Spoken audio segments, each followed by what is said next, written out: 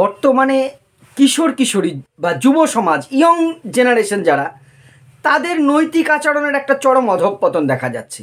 বড়দের অসম্মান করা, অশ্লীল গালাগালি করা, নিজেকে একটু হিরো ভাবা, নিয়মটাকে ভাঙা এবং কোনো নিয়ম না মানাটাকেই যেন নিয়ম মেনে নেওয়া, এইটা একটা চরম অধঃপতন দেখা দিয়েছে। ইদানিংকালে আরও যেন বেড়েছে। এর কারণ কি? কিভাবে এই সমস্যায় অধঃপতনটাকে যেন আর না হয় রোধ করা যায় বা তাদের উত্তরণ করা যায়, সেই বিষয় নিয়ে অনেকেই আমাকে ভিডিও করতে বলেছেন। আজকে এই বিষয় নিয়ে কয়েকটি গুরুত্বপূর্ণ কথা আমি আলোচনা করব। নমস্কার, আমি প্রাণ চক্রবর্তী। প্রত্যেকদিন বিভিন্ন বিষয় নিয়ে আপনাদের সাথে কথা বলি। আজকের যে বিষয়টা অত্যন্ত গুরুত্বপূর্ণ, বর্তমানে ইয়ং জেনারেশনের ছেলে মেয়ে যারা আছে, স্কুল কলেজে পড়ছে, সেই বয়সী ছেলে মেয়েরা দেখবেন রাস্তাঘাটে তাদের চাল চলন আচার আচরণ নিজেকে একটু হিরো হিসেবে প্রকাশ করা, অধ্যত্ত দেখানোটাই যেন তাদের কাছে একটা বড় এক বাহাদুরির ব্যাপার হয়ে দাঁড়িয়েছে। দিন দিন এটা ছোঁয়াচে রোগের মতন বাড়ছে, তাতে করে সমাজের ভারসাম্য মনে হয় নষ্ট হচ্ছে। আজকের বিষয়টা আমি নিজে একজন সাইকোলজি বা শিক্ষাবিজ্ঞানের ছাত্র হিসেবে এই বিষয়গুলো আচরণগুলো আমি দেখেছি, তার কারণগুলো অনুসন্ধান করবার চেষ্টা করেছি, তার রিমেডিও কিছু বলেছি। আপনারাও আমার ভিডিওটা শেষ পর্যন্ত দেখে নিশ্চয়ই মতামত জানাবেন। প্রথমে বলবো কী কী আচরণ কমন পড়ে কিনা আপনারা একটু দেখুন তো, কী কী আচরণ, খারাপ আচরণ দেখি আমরা, বলুন তো। প্রথমত যেটা হয়, বড়দের অসম্মান। সেটা স্কুলে শিক্ষক শিক্ষিকা 9, 10, 11, 12 পড়া বা কলেজে পড়া, তো কলেজের কথা তো ছেড়ে দিলাম, টিচারদের অধ্যাপকদের ধরে মারছে, ধরছে, ঘিরাও ধরছে, ওটা তো কমন ব্যাপার হয়ে গেছে। স্কুল লাইফেও এটা হয়েছে। শিক্ষকদের অসম্মান করা, বাবা মাকে না মানা বা অন্য অভিভাবক, পাড়ার যারা, পাশের বাড়ির যারা বড়, যারা বাবার বয়সী, জেঠু কাকা এই বয়সী, তাদেরকেও অসম্মান করা। কোনো উপদেশ যদি আপনি একটা ভালো উপদেশ দেন, অন্যের ছেলেকে তো ছেড়েই দিন, নিজের ছেলে মেয়েও শুনতে চায় না। মানে বাবা মা কি বোঝে? পাশের বাড়ি কাকা জ্যাঠার কথা কিন্তু ছেড়েই দিয়েছে, আমি কাকিমা জেঠিমার কথা বাবা মা বোঝে না, ওর পুরোনো ডেটে। এই যে এই ধরনের একটা আচরণ দেখা যায়। তার ছেড়ে কি মিথ্যে কথা বলার প্রবণতা, এটা কারণে মানুষ মিথ্যে বলে মেনে নিলাম, অকারণেই দেখবেন মিথ্যে বলছে, মানে চোখের নিমেষে। এবং এটা স্কুলে সাথে যুক্ত থাকার কারণে আমি খুব লক্ষ্য করছি ছেলে মেয়েদের মধ্যে এই মিথ্যে বলাটা একটা যেন মানে স্বাভাবিক ব্যাপার হয়ে যাচ্ছে অকারণে, যেখানে মিথ্যে বলার দরকার নেই। দরকারে সবাই মিথ্যে বলে। আমার একটা মিথ্যে যদি অনেক বড় কিছু বাঁচিয়ে দেয়, সেই মিথ্যেটাকে সমর্থন অনেক ক্ষেত্রে করতে হয়, কিন্তু এরা অকারণে মিথ্যে বলাটাকে নিজেদের একটা হ্যাবিটের পর্যায়ে নিয়ে গেছে, একটা অভ্যাসের পর্যায়ে নিয়ে গেছে। দেখবেন খুব সহজে এরা পরিবার, ইভেন বন্ধুদেরকে মিথ্যে বলছে, এবং যার ফল পরবর্তীতে কিন্তু আমাদেরকে ভুগতে হচ্ছে। পরীক্ষার হলে দেখছি নকল করাটা অধিকারের পর্যায়ে নিয়ে গেছে কিছু ছেলে মেয়ে। মানে পড়াশোনা জানে এই প্রশ্নটা আসবে, তবু সে পড়বে না, নকল করবে। নকল না করতে দিলে রিয়াকশনটা উল্টো। দেখতে পাচ্ছেন মাধ্যমিক উচ্চ মাধ্যমিকে ভাঙচুর তাণ্ডব হচ্ছে স্কুল জুড়ে, বিভিন্ন স্কুলে। মানে এইটা যেন একটা নকল করাটা একটা মিথ্যের পর্যায়ে একটা পড়ে, সেই জিনিসটা হয়ে গেছে। আর ভুয়ো তথ্য, যে কোনো সোশ্যাল মিডিয়া একটা ভুয়ো তথ্য, অন্যকে একটা ভুয়ো খবর, সমস্যা বাঁধিয়ে দেওয়ার একটা চেষ্টা। আর তার চেয়ে যেটা বেশি হচ্ছে এখন, খুব অহংকারী এবং দায়িত্বজ্ঞানী হয়ে ছেলেমেয়েদের মধ্যে দেখবেন একটা অহংকার ভাব, নিজেকে হিরো ভাবছে এরা, অন্যকে ছোট করে মজা পাচ্ছে, আনন্দ পাচ্ছে, অন্য কেউ কিছু না, নো প্রবলেম, এরকম একটা ডোন্ট কেয়ার মনোভাব এদের মধ্যে তৈরি হচ্ছে। এরপরে আসবে এর কারণটা আমি আলোচনা করবো, প্রত্যেকটা কারণ ধরে ধরে আলোচনা করবো এবং সমাধানের উপায় আমি বলবো। তাছাড়া যে নিজের ভুল এরা স্বীকার করবে না। আমরা দেখেছি কোনো ভুল করলে টিচাররা ধরলে ভুল হয়ে গেছে বা চুপ করে থেকেছি, এরা যেমন মুখোমুখি তর্ক করবে, নিজে অন্যায় করেও তর্ক করবে, এবং এতটুকু লজ্জা সরম সম্মান এদের বাজছে না। নিজের বাবার বয়সী কারোর সাথেই হামেশাই তর্ক করছে, যেটা আমাদের ক্ষেত্রে হয়েছে। আমি অন্যায় না করলেও, বা আপনি এদের বয়সে যখন ছিলেন আপনি অন্যায় করেননি, তবু যদি বড়রা কেউ বকেছে, অন্যায় না করেও আমরা মেনে নিয়েছি সে বকুনিটা। এখন ঠিক উল্টো হয়ে গেছে, চোর কোতেয়াল কো ডাঁটে, একটা কথা আছে সে হিন্দিতে, আমি ঠিক বলতে পারলাম কিনা জানি না, সেটাই হচ্ছে এখন। মানে মিথ্যে বলছে, ভুল করছে, উল্টে তর্ক করছে, নিজের ভুল স্বীকার করছে না, এবং কিছু একটা ভুল করলে অন্যের ঘাড়ে বাইপাস করে দেবে, অন্যকে দোষী বানিয়ে দেবে, এবং খুব সহজেই অন্যকে দোষী বানিয়ে দিচ্ছে ইজিলি। এটা আমি বারবার বলছি, বিভিন্ন ছাত্রছাত্রীদের মধ্যে এই আচরণগুলো দেখছি।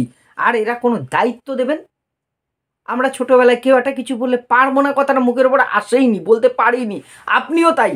ভেবে দেখুন তো, এখনকার ছেলে মেয়েদের আপনি 10টা ছেলেকে কোনো দায়িত্ব কথা বলুন, 7 থেকে 8 জন মুখের ওপরে না করে দেবে, পারবো না, হবে না, যাবো না, সময় নেই, দায়িত্ব নেবে না কেউ। কোনো উদ্ভট এক একটা ভবিষ্যৎ আমরা তৈরি করছি। এরাই তো আমাদের দেশের নাগরিক তো অবশ্যই, এরাই তো দায়িত্ব নেবে। এরাই কেউ এমএলএ হবে, এমপি হবে, পঞ্চায়েতের মেম্বার হবে, পৌরসভার মেম্বার হবে, ব্যবসায়ী হবে, পাড়ার প্রতিষ্ঠানের দায়িত্ব নেবে। তাহলে যারা দায়িত্বকে এড়িয়ে যাচ্ছে ছোটবেলা থেকে, তারা কি দায়িত্ব পালন করবে? একবার ভেবেছেন ভবিষ্যৎটা কোথায় নিয়ে যাচ্ছি আমরা? এখান থেকে কিন্তু বেরোতে হবে। আরেকটা কি বদভ্যাস, এরা খুব আক্রমণাত্মক হয়ে যাচ্ছে। কথায় কথায় মারপিট, এ ওর নাকে ঘুষি দিয়েছে, ওকে কলম দিয়ে খোঁচা মেরেছে, গন্ডগোল, অশান্তিটা চরম পর্যায়ে, এবং দুর্ব্যবহার, সহপাঠী এবং ছোটদের সাথেও দুর্ব্যবহার করা। এছাড়া নেশাগ্রস্ত হয়ে যাওয়াটা তো এখন কমন ব্যাপার হয়েছে। ছোট ছোট ছেলেমেয়েগুলো বিড়ি সিগারেট খাচ্ছে, আর মদ গাঁজা সহ অন্যান্য নেশা একটু বড় হলেও একটু খোঁজ নিন আপনার পাড়ার, আপনার বাড়ির ছেলেটারও খোঁজ রাখুন। কিন্তু আমি বলছি, সতর্ক করছি, এটা না হলে কিন্তু সমূহ বিপদ। নেশাটা একটা মারাত্মক জায়গায় চলে গেছে। ক্লাসের মধ্যে যে যদি আপনি সিগারেটের গন্ধ পান, একজন শিক্ষক হিসেবে আপনার কেমন হবে? হয়তো সেটা শাসন করছেন, বকছেন, আইডেন্টিফাই করছেন, কিন্তু সেটা পাওয়া যাবে কেন একবার ভাবছেন? একটি ছেলে পরীক্ষার হলে, পরীক্ষা চলছে মাধ্যমিক বা ওইরকম কোনো, টয়লেটে যাচ্ছি বলে গেল, যখন ফিরে আসছে পুরো ঘরটা তার মুখ থেকে, গা থেকে সিগারেট বা বিড়ির গন্ধ বেরোচ্ছে। ভাবতে পারছেন একবার আপনার ছাত্র জীবনে এটা একটা বিচ্ছিন্ন ঘটনা নয়, এটা কিন্তু সামগ্রিক সমস্ত সমাজকে জড়িয়ে ধরেছে। সতর্ক হওয়াটা কিন্তু আমাদের অবশ্যই দরকার। না হলে কিন্তু আমার বাড়ির সন্তান, আপনার বাড়ির সন্তান, ভবিষ্যৎ প্রজন্ম খুব ভয়ঙ্কর দিকে যেতে চলেছে। আর কি, শিক্ষার প্রতি এরা একেবারে পড়াশোনা নিয়ে সিরিয়াস নেই ছেলেমেয়েরা। খুব 1-2% ছেলেমেয়ে যারা পড়াশোনা নিয়ে সিরিয়াস। আগে কী হতো, মধ্যমেধার ছাত্রছাত্রীরাও কিন্তু, আর যাই হোক, টিউশন, স্কুল, তার পড়াগুলো বাড়িতে নিয়মিত সকালে পড়তে বসা, সন্ধ্যেবেলায় পড়তে বসা, কটা বাড়ির ছেলেমেয়ে রুটিন মেপে পড়তে বসে। শুধু টিউশনে যাওয়ার এদের তারা আছে, কারণ সেখানে যে বন্ধুবান্ধবের সাথে আড্ডা মারবে, অনেক ছেলেমেয়েরা এই জন্যই যায়। কিন্তু বাড়িতে যে পড়াশোনার অভ্যেসটা, পড়াশোনার প্রতি এরা একেবারেই উদাসীন। দেখবেন অমনোযোগী, ওইটা জীবনের একটা এক্সট্রা সাবজেক্ট হয়ে গেছে। পড়াশোনাটাই হচ্ছে ফোর্থ সাবজেক্ট। ওটাকে আমি ক্লাসে এই কথাটা বলি, তোদের লাইফে ফোর্থ সাবজেক্ট বলে আর কিছু লাগবে না, পড়াশোনাটাই তোদের ফোর্থ সাবজেক্ট। এইটা কিন্তু 80% অন্তত ছাত্রছাত্রীদের। পিঠে ব্যাগ ঝুলিয়ে, সেজে গুজে, সাইকেল নিয়ে প্রাইভেটে যাচ্ছে সারাদিন, স্কুলেও যাচ্ছে, কিন্তু পড়াশোনা কতটা করছে একটু খোঁজ নিন, আপনার সন্তানেরও খোঁজ নিন। অবশ্যই আশা করবো আপনার সন্তান সিরিয়াস পড়াশোনায় এই 80%-এর মধ্যে আসবে না। যদি না যায়, জানো না যায়, তার জন্য কিন্তু সতর্ক হওয়ার দরকার আছে। আর কি, অশ্লীলতা, ইয়ং ছেলেদের, স্কুল কলেজে পড়া ছেলেদের গ্রুপের পাশে আপনি দাঁড়ালে আপনার নিজের লজ্জা লাগবে অনেক ক্ষেত্রে। এদের যা ভাষা চয়ন, যে সমস্ত অশ্লীল গালিগালাজ ডেলিভার করে, সেগুলো জাস্ট সহ্য করা যায় না। 5-6-এর ছেলে মেয়ে পর্যন্ত কিছু কিছু এমন গালাগাল দেয়, আমাদের কাছে অভিযোগ আসে, সেগুলো বিচার করব তো পরের কথা, নিজেকে এত মানে ছোট মনে হয়। কোথার থেকে আসছে, কিভাবে আসছে, কেন হচ্ছে এটা, ভেবে দেখার সময় কিন্তু এসছে। না হলে হয়তো অনেক দেরি হয়ে গেছে, আরও দেরি হয়ে যাবে, যেখান থেকে ফিরিয়ে আনা সম্ভব হবে না। আর সমাজ মাধ্যমের অপব্যবহার, সোশ্যাল মিডিয়াতে এরা এত লিপ্ত, বাচ্চা ছেলে মেয়েগুলো পর্যন্ত, ফেসবুক, হোয়াটসঅ্যাপ, ইনস্টাগ্রাম, টুইটার, এটা সেটা, বিভিন্ন পর্নোগ্রাফির সাইট পর্যন্ত এরা একদম সমস্ত কিছুতে যেন এক্সপার্ট হয়ে গেছে। এটাও কিন্তু খুব একটা খারাপ জিনিস। তাহলে এখান থেকে এর কারণ কি, মুক্তির উপায় কি? কারণগুলো কয়েকটা আমি একটু বলছি, দেখুন তো। প্রথম হচ্ছে পারিবারিক মূল্যবোধের অভাব। আমরা প্রথমেই যদি কাউকে দায়ী করব, আমি তো আমাকে দায়ী করব, আমার বাড়ির ছেলেটা খারাপ হয়েছে, অবশ্যই আমি আগে দায়ী। এই দায়িত্ব কিন্তু আপনি অস্বীকার করতে পারবেন না। অস্বীকার করছেন মানে আপনিও দায়িত্ব এড়িয়ে যাচ্ছেন, এটা করা যাবে না। পরিবারে সে মূল্যবোধটা কোথায়? প্রত্যেকে আমরা ছেলেকে ফার্স্ট করতে চাই, ডাক্তার করতে চাই, ইঞ্জিনিয়ার। কটা ছেলে মেয়েকে তার গার্জেন বলে, বাবা ভালো মানুষ হ, তোর জীবনে কিছু হোক না হোক, অন্তত এইটা হোক, কাউকে জীবনে ঠকাবি না, আমাকে কথা দে। রোজ অন্তত একবার এইভাবে ইনডাইরেক্ট শিখিয়েছেন যে ভালো মানুষ হতে হবে, কোনো অন্যায় করা যাবে না। অন্তত আমরা কি শেখাই? ঝামেলায় জড়াবি না। টিফিন শেয়ার করেছিস বন্ধুকে বলে দিলাম মেরে, কেন দিয়েছিস ওকে? তোর কলম বন্ধুকে দিয়েছিস কেন? এই যে একটু পারিবারিক মূল্যবোধটা, ভালো মন্দ ছোটোর থেকে শেখান, আচরণটা শেখাই না আমরা, এটা একটা বড় কারণ।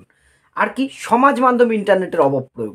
এখন এই সোশ্যাল মিডিয়া না একটা এমন প্ল্যাটফর্ম, এটাকে এড়িয়েও আমরা থাকতে পারি না, এটাকে জড়িয়েও আমরা থাকতে পারি না। তার ফল, ইন্টারনেটে সোশ্যাল মিডিয়াতে এমন সব বিষয় এরা দেখছে যার প্রভাব ডাইরেক্ট হাতে গরম কিন্তু পড়ছে। আর শিক্ষায় নৈতিকতার অভাব। শিক্ষা এখন হয়ে গেছে শুধু ফার্স্ট হওয়ার শিক্ষা। কতগুলো তাত্ত্বিক বই আগা নেই, মাথা নেই, গোড়া নেই, পেছু নেই, পড়ে যাচ্ছে। নৈতিক শিক্ষার কোথায় আছে বলুন তো? 10:40 থেকে 4:40 ছেলেগুলোকে একটা মুরগির খাঁচায় আটকে রাখার মতন স্কুল ব্যবস্থা চলছে। আমি শিক্ষক হয়েও শিক্ষা ব্যবস্থার আগেও অনেক বিরোধিতা করেছি, এটা নিয়ে আজকে ভিডিও না, তবুও বলছি নৈতিকতার শিক্ষা কই? ভালো মনীষীদের বাণীগুলো কোনো ক্লাসে সেইভাবে পড়ানো হয় না। কেন পড়ানো হবে না? ভালো হওয়ার শিক্ষা, আচরণের শিক্ষা ছেলে মেয়েদের কেন দেওয়া হবে না? এইগুলো যদি না দেওয়া হয় না, শিক্ষা ব্যবস্থার ডিগ্রি সর্বস্ব হবে। বড় বড় সার্টিফিকেট নিয়ে আমার সন্তান বাড়িতে ফিরবে, মানুষ হয়ে ফিরবে না। কথাটা অনেকেরই খারাপ লাগবে, অনেকেই সমালোচনা করবেন, কিন্তু ভেবে দেখবেন। ভুল হলে তো আপনারা আছেন, ধরিয়ে দেবেন আমাকে। কমেন্ট বক্স ওপেন, আমি চেষ্টা করি সমস্ত কমেন্টের উত্তর দিতে, হয়তো সব ক্ষেত্রে তাড়াতাড়ি পারি না। এইটা কিন্তু শিক্ষায় নৈতিকতাটা খুব দরকার। আর বন্ধু মহলের প্রভাব। বন্ধু, আমি তো খারাপ ছিলাম, আমার বন্ধুও খারাপ, আরেকজন আছে সেও খারাপ, 3 খারাপ মিলে আর মহা খারাপ হচ্ছি।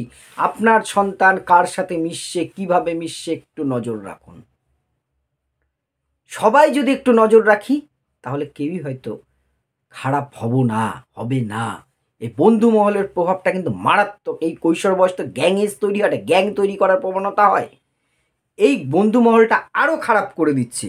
ঠিক আছে, এরা আবেগকে নিয়ন্ত্রণ করতে পারছেন, এর জন্য সোশ্যাল মিডিয়া, আমাদের সমাজ ব্যবস্থা দায়ী। আমরা আবেগকে নিয়ন্ত্রণ, কষ্ট পেলেও চেপে রাখা, রাগ হলে চেপে রাখা, হাসি চেপে রাখা, কান্না চেপে রাখা, এরা সেটা পারে না। রাগ হয়েছে দুম করে মেরে দিচ্ছে, রাগ হয়েছে প্রতিশোধ আমাকে নিতেই হবে। এই যে এইটা আবেগকে কন্ট্রোল করতে, ইমোশনাল যে কন্ট্রোল, সেটা এখনকার ছেলে মেয়েদের মধ্যে কমে আসছে। এটাও এটার মনে হচ্ছে একটা বড় কারণ। আর তাছাড়া কি, সামাজিক অপক্ষয়তা। সমাজটা চারপাশে কি হচ্ছে, চারপাশে মাতালের মাঝে আমি একা সুস্থ থাকবো, এটা তো হতে পারে না। জাস্ট উদাহরণ হিসেবে বললাম। চারদিকে সামাজিক একটা নৈতিক মূল্যবোধ অবক্ষয় হয়েছে, তার ফল তো এরা তো সমাজের অংশ, তার প্রভাব কিন্তু পড়বে। আর সবচেয়ে আমার যেটা মনে হচ্ছে, খেলাধুলা কমে গেছে। পাড়ার মাঠগুলো মনে হয় ধুধু করছে। ক্রিকেট শেখার জন্য কোচিংয়ে ভর্তি করছে কিছু লোক, আর বাদ বাকিরা সব মোবাইল গেমে ব্যস্ত, ফিল্ডে কেউ নেই। কোথায় সেই ক্রিকেট খেলা, বৃষ্টি ভিজে ফুটবল খেলা, হাডুডু খেলা, আরও হাজারো খেলা? খেলাধুলা যেন উঠে গেছে। খেলাধুলার মাঠে কিন্তু যত থাকবে ছেলে মেয়েদের শরীরও ভালো থাকবে, মাইন্ডও ভালো থাকবে। কিন্তু খেলাধুলাটা আপনার ছেলেকে খেলতে পাঠান জোর করে, যেমন টিউশনে পাঠান জোর করে, একটা বেলা টিউশন অফ করে তাকে খেলতে পাঠান। খেলার মাঠ কিন্তু অনেক কিছু পরিবর্তন করে দেয়। নৈতিক আচরণ, সামাজিকতা, মূল্যবোধ অনেক কিছু ফিরিয়ে দিতে পারে। এই খেলাধুলা কমে যাওয়া একটা বড় ব্যাপার। আর এই নেশার দ্রব্য হয়ে গেছে এখন সহজলভ্য। পাড়ায় পাড়ায় মদের দোকান, অবৈধ গাঁজা চারস, কিচ্ছু বাদ নেই, সব পাওয়া যায় একটুখানি খুঁজলি। আর তাদের লজ্জা শরম নেই, খুব ইজিলি যেহেতু হয়ে গেছে, খাচ্ছে ছেলে মেয়েরা। এইটাকে একটু কন্ট্রোল না করতে পারলেও কিন্তু খুব সমস্যা কিন্তু হবে। আর বেকারত্ব হতাশা, ইয়ং ছেলেমেয়েরা কৈশোরের পরে প্রচুর মানুষ বেকার অবস্থায় রয়েছে, এরা হতাশায় পড়ছে, যার ফলে কিন্তু এই আচরণগুলো আরও হিংস্র হয়ে উঠছে। এবার সমাধান কি আছে তাহলে? এইভাবেই কি চলবে? আমি কয়েকটি উপায় খুঁজে বের করেছি, আপনারাও জানাবেন। আমার মনে হচ্ছে এই কয়েকটি পথ করলে একটু সমাধান হতে পারে, এই থেকে মুক্তি আমরা পেতে পারি। প্রথম হচ্ছে পারিবারিক শিক্ষা। পরিবারকেই কিন্তু প্রথম নিতে হবে। সুশিক্ষা আপনার সন্তানকে, আমার সন্তানকে ছোটোবেলার থেকে দিতে হবে। নৈতিকতাকে গুরুত্ব দেওয়া, তাদের সাথে বন্ধুত্বপূর্ণভাবে আচার আচরণ করতে হবে, কার সাথে মিশতে হবে, কিভাবে মিশতে হবে, কাকে কতটা সম্মান করতে হবে, এইটা ছোটোবেলার থেকে যদি না শেখান, আমি যদি আমার সন্তানকে শিখি, আপনি যদি আপনার সন্তানকে শেখান, ও হচ্ছে তুমি এগুলো নিয়ে মাথা ঘামাবে না, ধীরে ধীরে ধীরে ধীরে সে কিন্তু আপনাকে নিয়েও মাথা ঘামানো কমিয়ে দেবে। এইটা যেন না হয়, ছোটোবেলার থেকে দিতে হবে। আর এদেরকে দায়িত্ব, শৃঙ্খলা এগুলো কিন্তু শেখাতেই হবে, না হলে বিপদ কিন্তু। পাশের বাড়ি আগুন লাগলে নিজে কিন্তু নিশ্চিত থাকা যাবে না। তারপরে শিক্ষায় নৈতিক শিক্ষার ব্যবস্থা করে, যেটা আগেই বললাম। শুধুমাত্র তাত্ত্বিক জ্ঞান, ভৌতবিজ্ঞান, জীবনবিজ্ঞান, বাংলা, ইংরেজি, ইতিহাস এগুলো পড়ুক, তার থেকে বেশি আরে বাবা আমার ছেলে ডাক্তার হোক, ইঞ্জিনিয়ার হোক না হোক, মানুষ যাতে হয়, নৈতিক মূল্যবোধের শিক্ষায় চালু করা উচিত। প্রত্যেক দিন অন্তত একটা পিরিয়ড নৈতিকতার শিক্ষা, তাদের মোরাল এডুকেশনটা দেওয়া খুব দরকার। তাদের কিন্তু ওইটা মাইন্ড ফিল্টার হবে। কিচ্ছু নেই শিক্ষার মধ্যে, এই জিনিসটা আমাকে খুব আহত করে, খুব কষ্ট হয়। ক্লাসের মাঝেই ছাত্রদের সাথে অনেক গল্প করি না পড়িয়ে, মানে নৈতিকতার বিষয়ে চেষ্টা করি ক্ষুদ্র পরিসরে। আমি ওই চেষ্টা কিচ্ছু নয়, আমার মতন হাজার হাজার শিক্ষক চেষ্টা করছি, কিন্তু সিস্টেম যদি ঠিক না হয় এটা হবে না। প্লিজ আপনারও ছেলে মেয়েকে ফার্স্ট হওয়ার পেছনে ছুটতে ইঁদুর দৌড়ে নামিয়ে দিন না। আর আগে মানুষ, তারপরে অন্য ডাক্তার ইঞ্জিনিয়ার হবে না হবে দেখা যাবে। একটা খারাপ ওই ডক্টর সন্দীপ ঘোষ শহর থেকে না আর জি করেন একজন সাধারণ ভালো মানুষ হওয়া কিন্তু অনেক ভালো, এটা মাথায় রাখবেন। আর কি, প্রযুক্তি সমাজ মাধ্যমে নিয়ন্ত্রণ দরকার, ইন্টারনেট সমাজ মাধ্যম এগুলো নিয়ন্ত্রণ করতে হবে ব্যবহারে। সারাদিন এগুলো চলবে, এগুলো আমি আগেও ভিডিওতে বলছি টাইম বাউন্ডিং হওয়া, এত সময়ের বেশি এগুলো ব্যবহার করা যাবে না। এবং কত বছর বয়স পর্যন্ত এটা ব্যবহার করা যাবে, পর্নোগ্রাফির একটা নিয়ন্ত্রণ, এগুলো না করলে সমাজ কিন্তু ধ্বংস হবে। আর খেলাধুলা প্রতি এদেরকে স্কুল লাইফ থেকেই খেলার প্রতি আগ্রহ বাড়াতে হবে, সাংস্কৃতিক অনুষ্ঠানের সাথে এদেরকে যুক্ত করলে কিন্তু মাইন্ডটাই বাড়াবে। কবিতা আবৃত্তি, নাটক, গান, নাচ এগুলোর সাথে পাড়ার অনুষ্ঠান এদের যুক্ত করা যায়, স্কুলের অনুষ্ঠান এদের যদি যুক্ত করা যায়, তাহলে কিন্তু এরা অন্যায় অবৈধ আচরণগুলোর থেকে নিজেকে নিয়ন্ত্রণ করতে পারবে। আর মাদক বিরোধী প্রচার এবং অভিযান অনেক বেশি, স্কুল পাড়ায় পাড়ায় মাদক বিরোধী প্রচারটাকে খুব বেশি করে নিয়ে যেতে হবে, যাতে এখান থেকে এদেরকে ফিরিয়ে আনা যায়। আর সবচেয়ে দায়িত্বশীলতা করতে হবে, লিডারশিপ মনোভাব। সবচেয়ে বড় যেটা, আমাদের সমাজে লিডারশিপের খুব অভাব, এর জন্য দায়ী আমি এটা নিয়ে পরে একটা ভিডিও করব, লিডারশিপ কী। বিভিন্ন জায়গায় এখন ম্যানেজমেন্ট কোর্সে প্রচুর টাকা খরচা করে লিডারশিপ শেখানো হয়। লিডারশিপ মানে পাড়ার নেতা, ঝান্ডা ধরে নেতা তা নয়, অর্থাৎ একটা কাজের নেতৃত্ব দেওয়া। এখনকার ছেলেমেয়েরা নেতৃত্ব দিতে পারে না, কোনো একটা দায়িত্ব দেবেন এরা নিতে পারে না, এদের সেটা শেখাতে হবে, দায়িত্ব কিভাবে পালন করতে হয়। সবসময় তাকে আমি দায়িত্ব, তোমাকে এটা করতে হবে, কীভাবে করবে তুমি জানো, বারবার এটা এইভাবে সেইভাবে ওইভাবে, এত নিজের ওপরই এরা আস্থা রাখতে পারছে না। কেন এদের নিজের মধ্যে লিডার ভাবটা আসছে না, এটা ভেবে দেখেছেন? এইটাকে শিক্ষার মাধ্যমেই এটা করতে হবে। এগুলো যদি করা যায়, আমার মনে হয় এই কিশোর যুবকদের কিছুটা বিপদগামী অন্তত আটকানো যাবে। আপনারা মতামত করে অবশ্যই জানাবেন, আমার ভুলগুলো ধরিয়ে দেবেন। আরও অনেক উপায় হয়তো আপনাদের জানা আছে, কমেন্ট করে অবশ্যই জানাবেন। আমি এবং আমার দর্শকরা সমৃদ্ধ হব। ভালো লাগলে একটি শেয়ার করে পাশে থাকবেন। ধন্যবাদ।